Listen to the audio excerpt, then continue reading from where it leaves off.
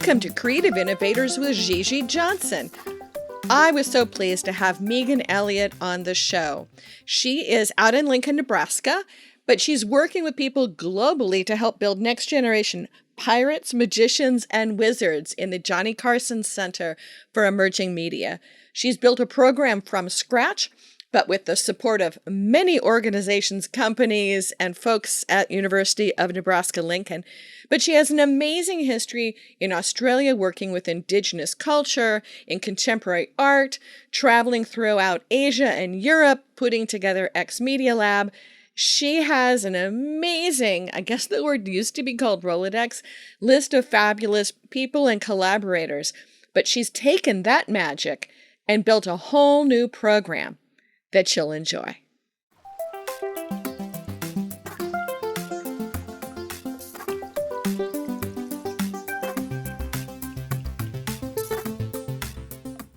When and how did we meet? Do you recall?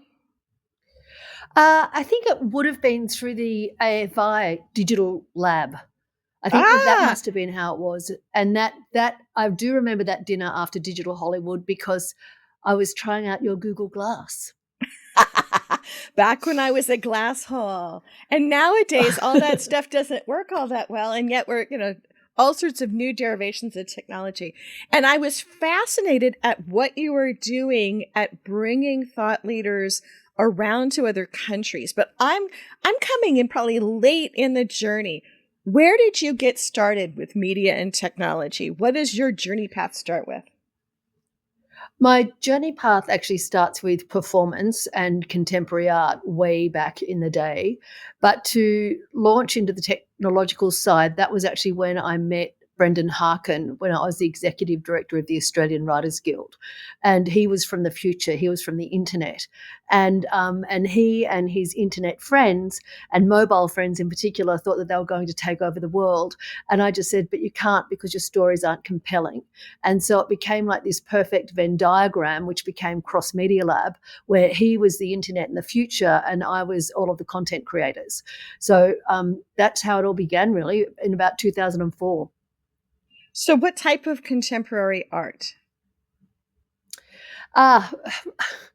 What we nowadays called immersive and interactive theatre. So we were a bunch of rebels, although we were funded by the Australia Council for the Arts in their very first, what they called then, hybrid arts grant. And we made site-specific performances all over the country. We'd work with community groups. We made huge machines that spat fire. We built 3-story sculptures. We took people on incredible journeys. We stole their shoes. There was probably nudity at some point, but it was a riot. It was an absolute riot. And what I'm loving about the time just prior to COVID was how rich the world of immersive theatre had become again, and that now we were actually having business models for it, because there were no business models in the early 90s except for funding from government. So I'm going to take you back even further, back into prehistoric times. Were you an artist as a child, and were your parents in the arts? No, my parents were definitely not in the arts, although my mother was a school teacher and believed in creativity in the arts, so encouraged us to engage with all kinds of things, theatre, poetry, Australian literature, going to plays, being in school plays. But they didn't consider it to be a real job at all. So I actually studied applied science in cultural heritage management at university, which was a degree designed for Indigenous people, and they let non-Indigenous people like myself in on interview. And part of the reason for that is that I'd always grown up in Indigenous communities with Indigenous culture in Australia, and I really wanted to be part of the retelling of their stories in a post-colonial way. Which we can get to a bit later. It's weirdly, I've ended up in a place in Nebraska where that's possible again. Yeah, I was just thinking that this is an intriguing echo of getting back into people's own stories and storytelling and new, just fascinating. Okay, so I don't want to distract myself from this conversation because this is so wonderful. So you finished college and you had this unique degree. And then what did you do? What was your first step out? My first step out was actually not curating, but kind of executing on actually an Indigenous contemporary art exhibition in Canberra, the capital of Australia, where I'd gone to university. And then I moved to Sydney to work at Performance Space, which is Australia's Centre for the Research and Development of Contemporary Art, which is where I discovered HTML and VNS Matrix and everything that was starting to happen within early net art then.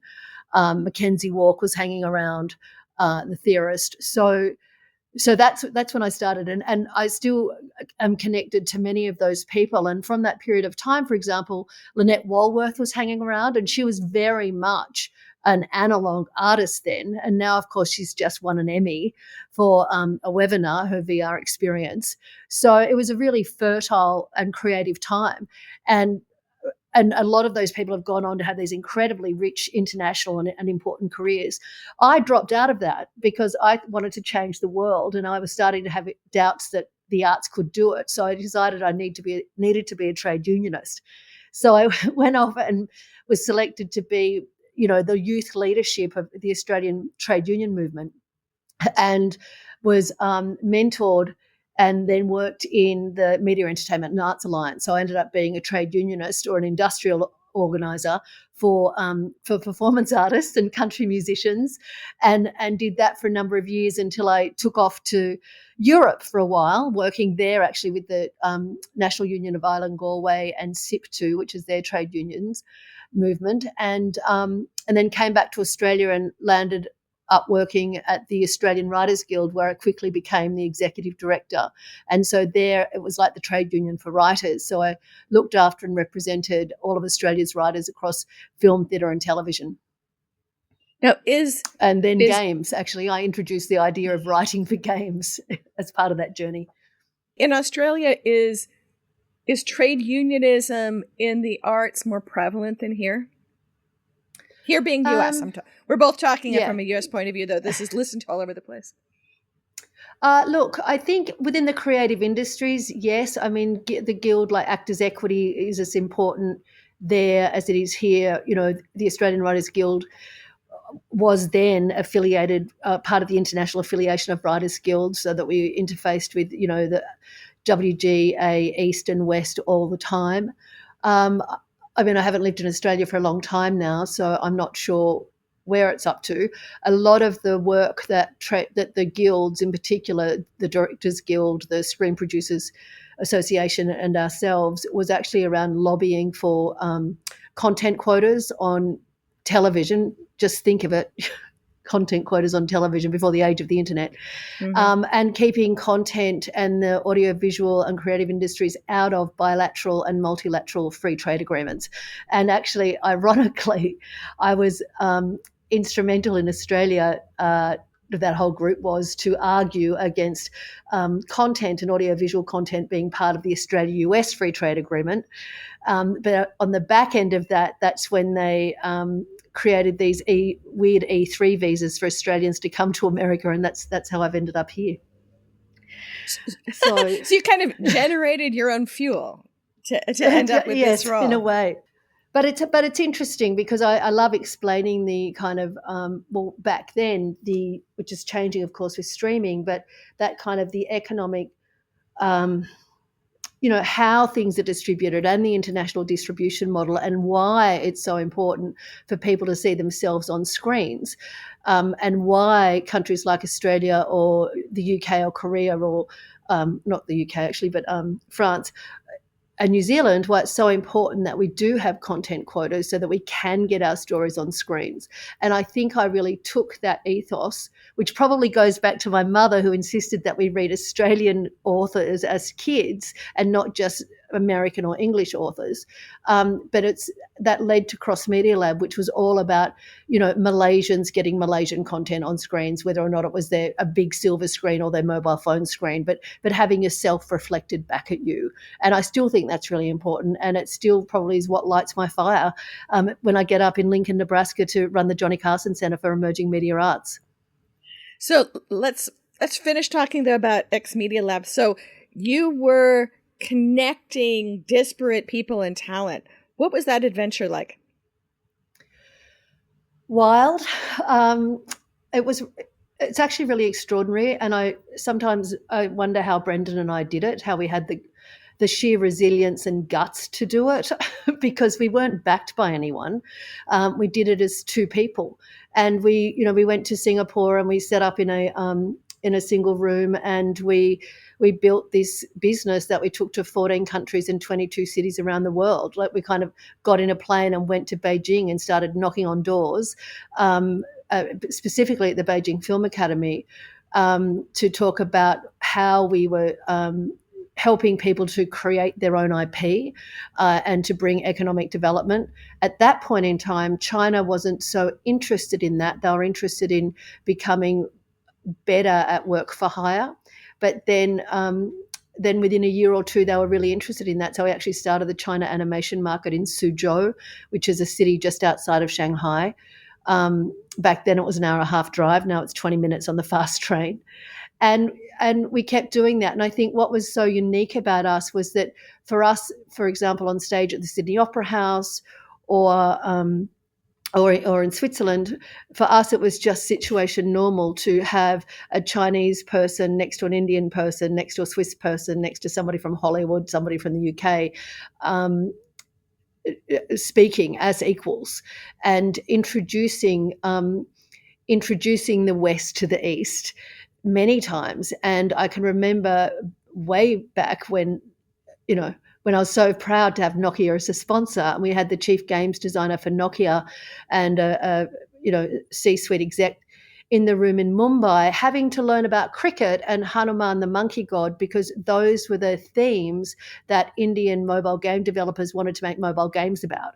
So that was intensely pleasurable to see these stories and games and themes start to have an international stage. You have done so much and so much diverse work. And then you take up the baton after a search to launch a completely new immersive media center in Lincoln, Nebraska. Can you share how you started that journey and what you didn't know when you started that you've learned since? Yes, I can. I was approached. Keep your my takeaway today. Keep your LinkedIn profile up to date.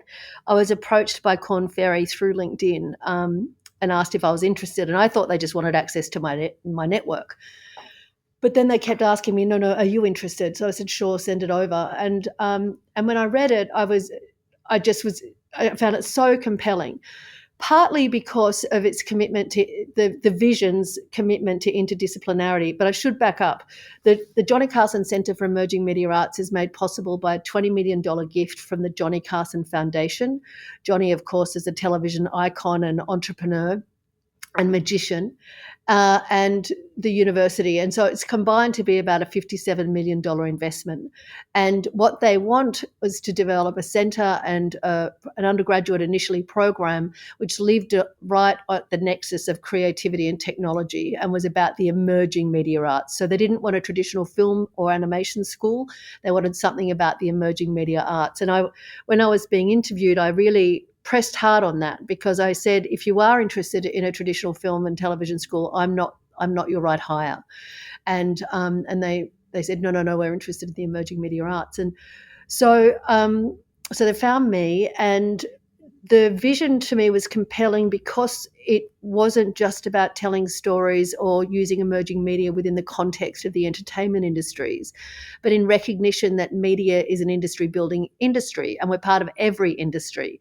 And while my mission is to ensure that all of my students are either able to realize their dream job or raise money to start their dream company straight out of school, for us to be successful, we do want students to go off and be, rock stars in Shanghai and Paris and Los Angeles and Atlanta. We do want that. And we also want students to be rock stars and to build businesses here in Lincoln, Nebraska. So yeah, so that's what's driving me right now. You've taken a long journey to create magic. That university creating something means that you've got to plant the seed of curriculum design, you've got to get approvals, you've got a physical facility being created, and you've gone through all that journey, but coming from outside higher education. What were the chunks in the road that you had to step over or make happen? Well, a lot, of course, had happened prior to my arrival. Like the gift had been given, certain, contract had been made that this centre was going to be built in, and it was X amount of students in X amount of timeline. So I came in, and they didn't. The Johnny Carson Foundation themselves didn't really want a traditional hire. They wanted someone from industry, and while that has caused some friction because I don't neatly fit into what is very hierarchical in higher education. What's so magical about the University of Nebraska Lincoln is that, and the Johnny Carson Foundation, is that everyone wants us to win. So it's like the Chancellor wants us to win, the community, the Lord Mayor, they all want us to win, because when we win and are successful, they're also successful. So, and the other thing I felt, and Norm Holland, who was a brilliant advisor, I know, a brilliant advisor to us, and a personal mentor of mine.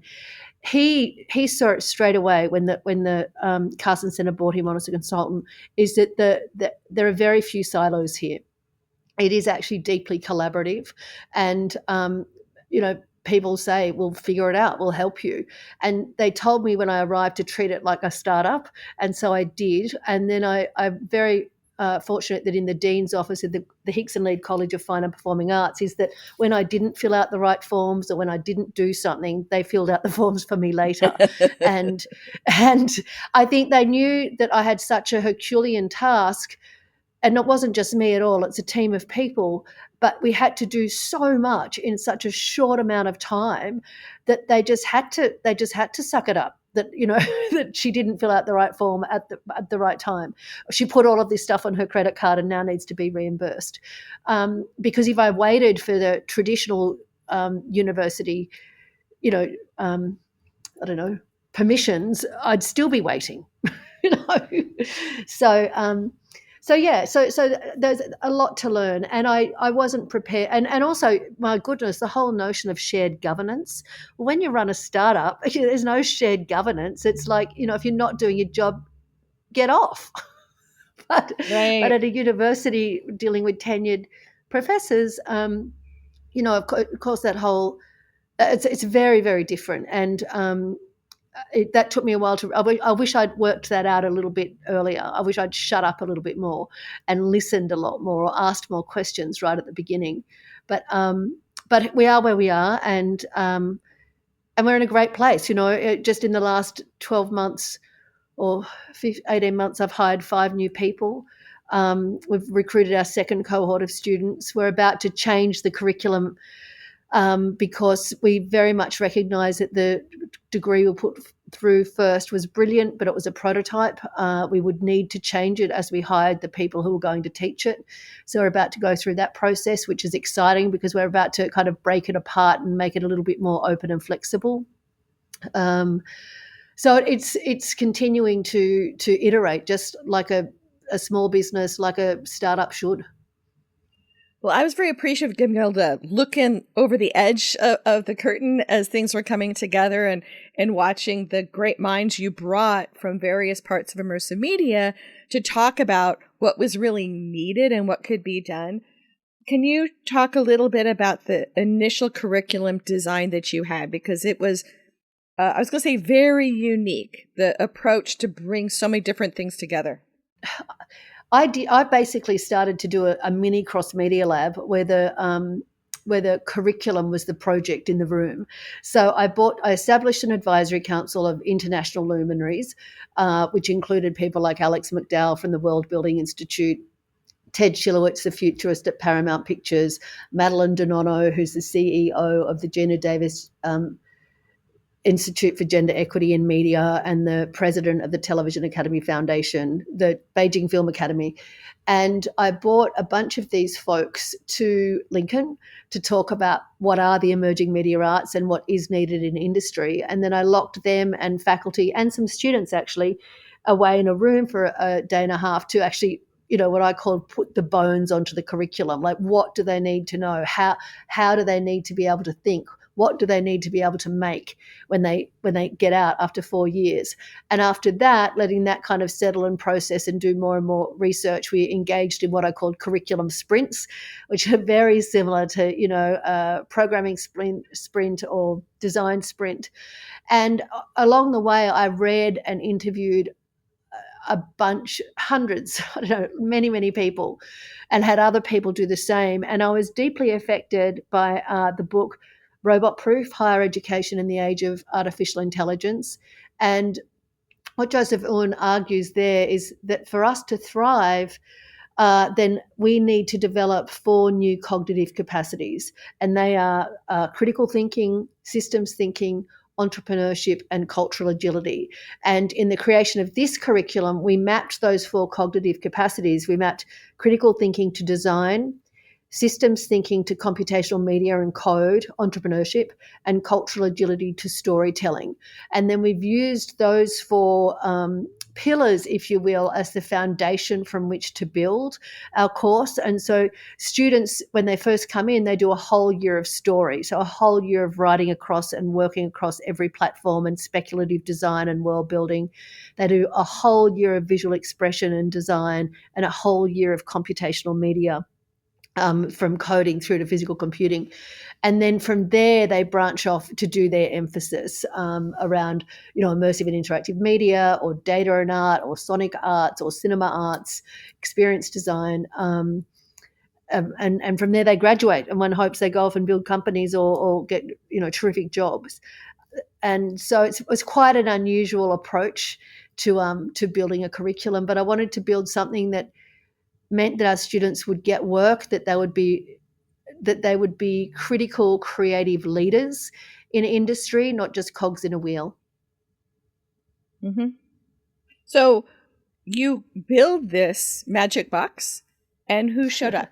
Because part of it is you can design, you can market, you can show, but the people who then step in to populate both as students and as faculty then put the proof to the pudding. So what kids showed up? So the first students that showed up were people who still knew that there was a film program here. It was been going on for 20 years. It was a great program. It was but it was a very small program, and it was actually a Bachelor of Fine Arts in Theatre with an emphasis in film and new media. So it was still people who wanted to tell stories on screens. But also I think, I'm a girl from the bush, and I only knew what I knew when I went to university, and it wasn't very much because I was a first in family. My mother had gone to teachers' college. So it's been interesting watch their eyes, light up when they see what else is possible, from 3D printing, their own iPad cases to creating, podcasts, to using Unity as the Unity game engine to make movies in, to recreating the Carson Center inside Mozilla hubs. So their eyes have been widened. And I think as we go for, as we become better known, I think that our population of students will change. And we're still seeing that now. We're seeing students going, computer science or emerging media arts, mechanical engineering or emerging media arts, architecture or emerging media arts. So that's exciting. And yes, the program is changing because I've hired 5 new professors. As I said, we've had long-standing professors in traditional cinema, editing, documentary, and animation.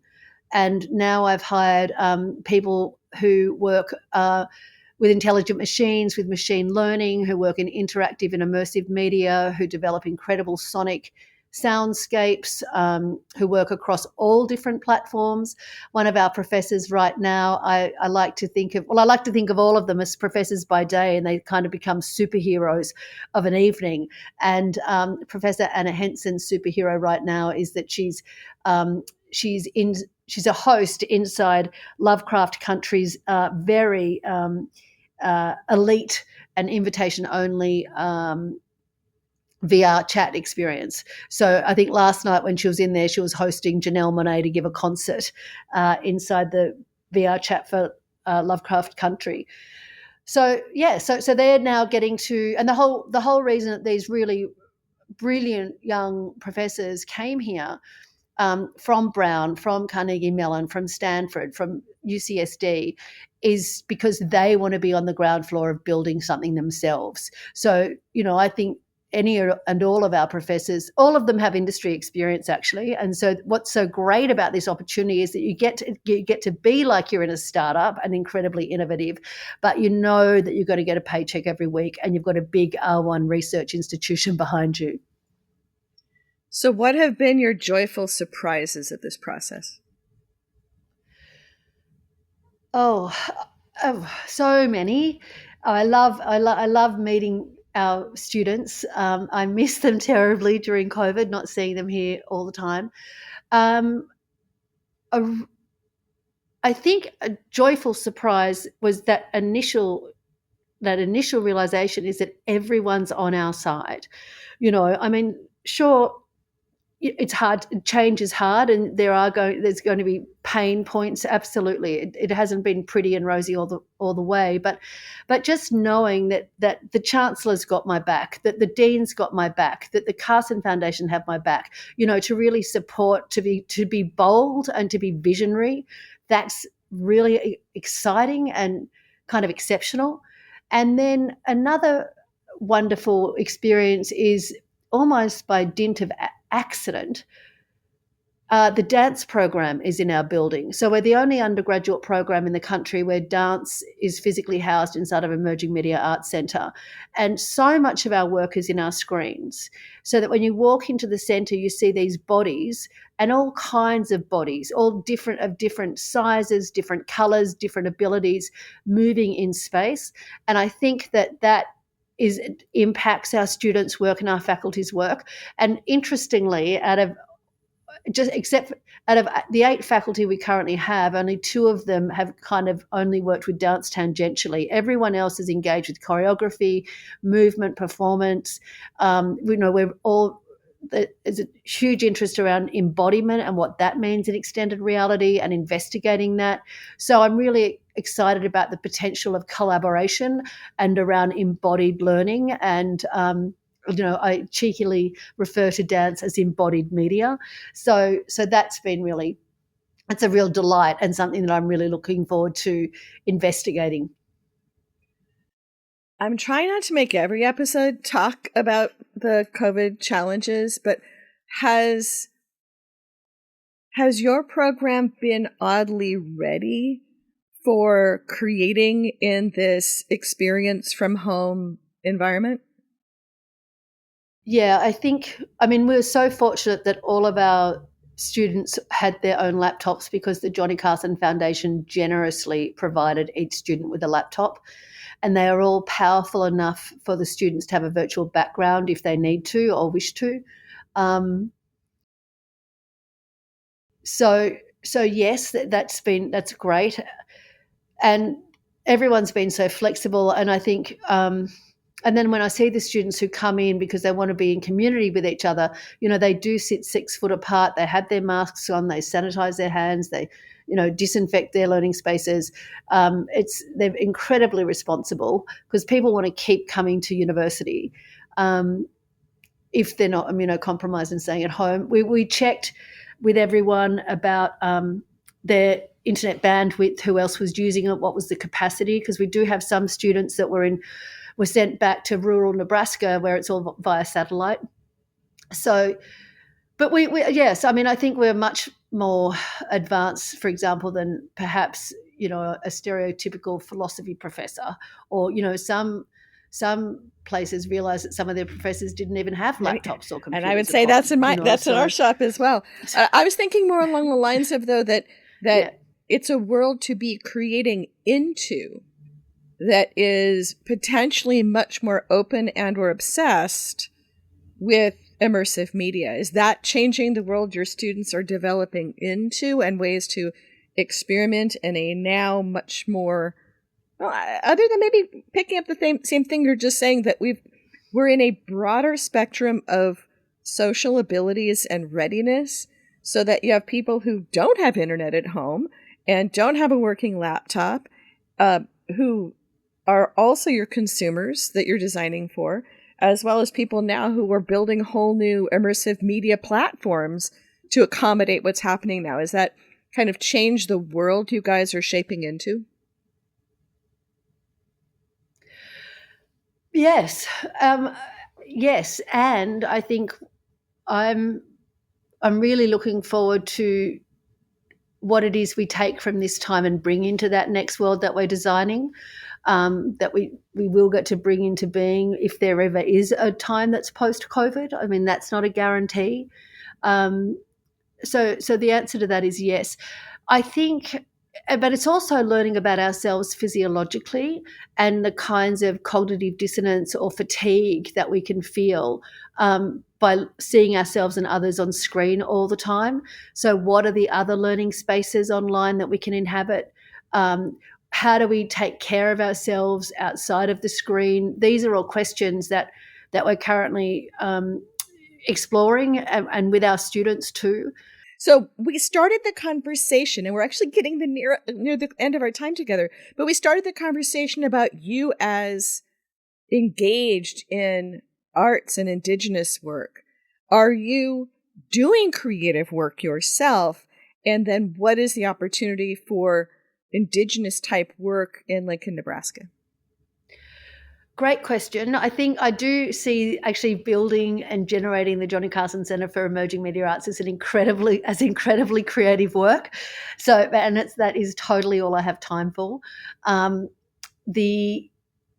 A brilliant thing about Lincoln, Nebraska is actually Vision Maker Media is here, and Vision Maker Media is the organisation that funds Indigenous documentaries on PBS, and they are fierce. They're a fantastic organisation, and so we also have the Centre for Great Plains here, and so I'm actively exploring with them projects that we could do together. I just actually had a brilliant conversation a couple of weeks ago with Dr. Romaine Morton, who is the head of First Nations and outreach at the Australian Film, Television, Radio School. And they have done some remarkable work where they've taken almost a policy document which was developed by Screen Australia, which is the film funding agency, and they've turned that into curriculum so that any kind of filmmaker, television maker, it guides them how to work with Indigenous peoples, with Indigenous stories, with Indigenous images, culture, and also on Indigenous country. And so I'm interested in catching up with Vision Maker Media to see if that's something that they might be interested in us piloting and exploring here. And also and Romaine and I have known each other for a long time. She used to actually bring brilliant digital media projects into Cross Media Lab. One was a Welcome to Country app where you could go anywhere in the world and you would get an Indigenous Welcome to Country, from where you were located. Anyway, so I was talking to Romaine about embodiment, like I'd mentioned in this podcast before, and she said, Megan, Indigenous cosmologies are embodied. We didn't write them down; they're in our bodies. And my mind just blew, and we just started. So we're looking at some kinds of collaborations, but it's kind of early days yet. I want to get faculty hired, the curriculum worked out, and then to have a solid grounding to launch off on some other projects, including actually a conference/festival, the opportunity to start something new here, which is really exciting. And of course, COVID changes that completely. It doesn't necessarily only need to be here anymore. Right. Wow, you have done and are doing so much. As we wrap up, is there anything you'd like to mention we have not talked about? Yes, if people are listening and they're interested in partnering with us in any capacity, I'd love to hear from them. If they have, I say that I'm recruiting the pirates, magicians, and wizards of the world. So if they know of any, send them my way to chat. we're interested in, we actually recruit students from all over the country.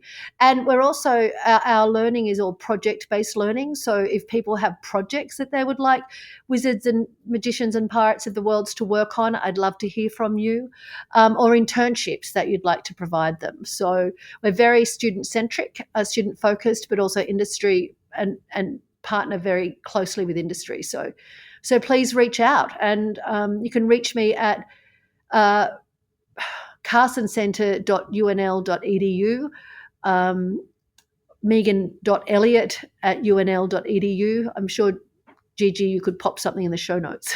Absolutely. I'll put both of those in the show notes, and a lot of the other wonderful things that you've commented on this incredibly diverse conversation. Megan, thank you so much for joining us. I've appreciated both coming back to connect and then hearing more about your past and current adventures. Thank you so much. It was such an honor. Well, that was Megan.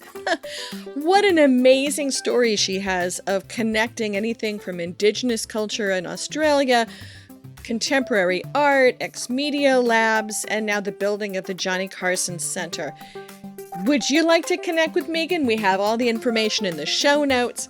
Please share this episode with people that you would find would potentially want to go to this fabulous program, teach in it, or work with these really great students. Think about what you can do with your life if you start mixing and matching with magicians. Thanks for listening to the episode, and we will see you next time on Creative Innovators with Gigi Johnson.